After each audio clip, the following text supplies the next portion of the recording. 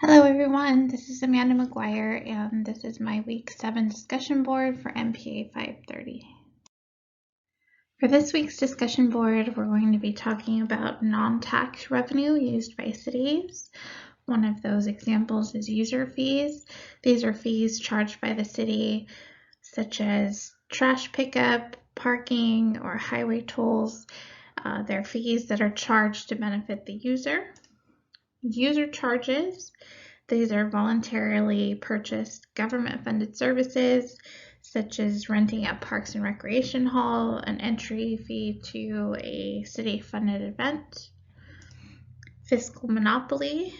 This is revenue collected for the exclusive sale of government-provided goods or services, such as city utilities. State and federal grants. This is revenue provided by the state or federal legislature, which is to be used for specific purposes usually, and most of the time is linked to a mandate. For the city of Riverside specifically, some of the non-tax revenue that the city utilizes, the biggest ones you can see from the chart on the left and the graphic on the right side, the pie chart I should say. The first being intergovernmental, which makes up approximately 38 million of the budget.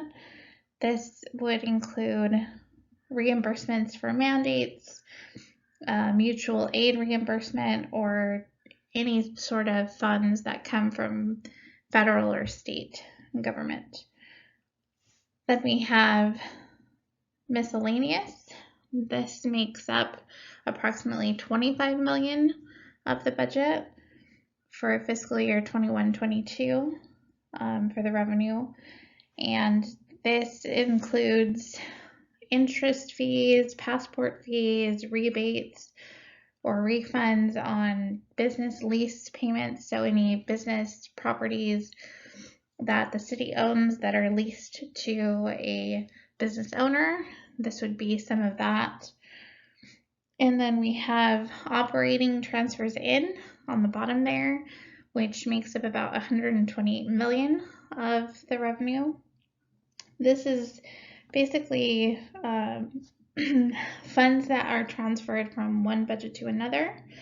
So if, for example, there was a capital improvement project that came in under budget, leaving the city with a surplus, those funds would then be moved from that budget for that project to the operating budget or something similar, of course approved by city legislature. And then finally, the biggest contribution to non-tax revenue for the city is the charges for services. This is both user fees and user charges, and it also includes the fiscal monopoly on utilities.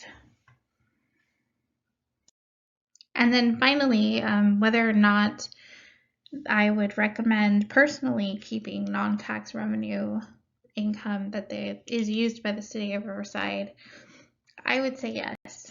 And the reason being is they are fair, the fees that are charged, and there's multiple ways of making up that budget difference so it does not become a hindrance on those that pay taxes that reside in the city or work in the city.